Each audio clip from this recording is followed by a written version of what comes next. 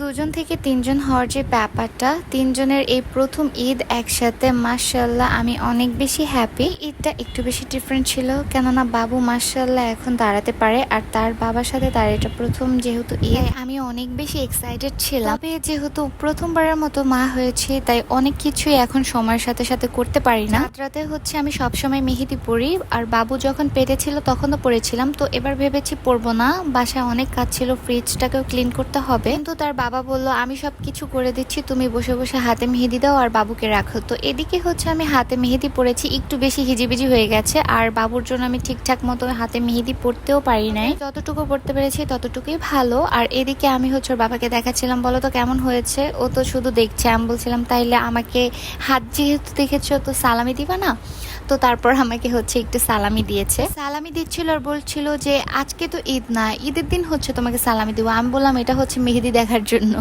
Anyways দুষ্টুমি করেছি। কাজ করে দেওয়ার পরে কিন্তু রাতের রান্নাটা ওর বাবাই করেছে, আর আমি কিন্তু বসেছিলাম বাবুকে নিয়ে। আর এই দেখো বাবুর ড্রেস একদম নষ্ট করে ফেলেছে মেহেদির কালার দিয়ে। সত্যি বলতে গেলে দেখো বাবু হচ্ছে এখনই হিংসা করছে, মানে আমার হাতের মেহেদি এখনই উঠিয়ে ফেলছে ও।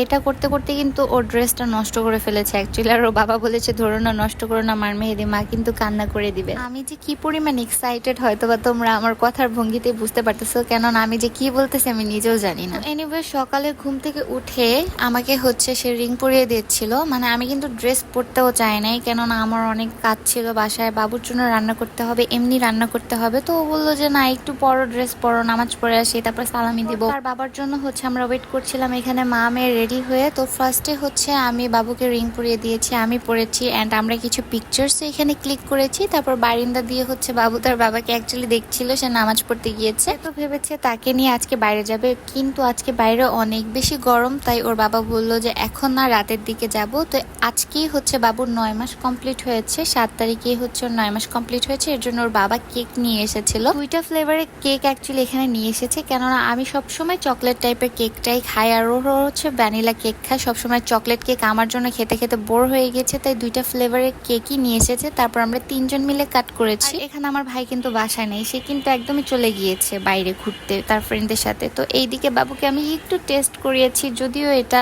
বাচ্চাদের না দেওয়াটাই ভালো। বাবা বলেছি অল্প একটু মুখে দাও, তাইলে কিছু হবে না। তারপর হচ্ছে তাকে কেকটা ধরতে দিয়েছি, আর দেখো সে ধরে কি করেছে। আর তার সাথে সাথে কিন্তু সে তার ড্রেসটাকেও নষ্ট করে ফেলেছিল, কিন্তু আমি সেটাকে সুন্দর করে ক্লিন করে ধুয়ে দিয়েছি, আর এর রংটা উঠেও গিয়েছিল। সন্ধ্যার পরপরই হচ্ছে চকলেট নিয়ে এসেছিল আমাদের জন্য অনেকগুলো। তো এদিকে আমি চকলেট খাচ্ছিলাম, আর দেখো সে চকলেট খাওয়ার জন্য একদমই বেশি পাগল হয়ে গিয়েছে। তারপর তার মুখে একটু দিয়েছি।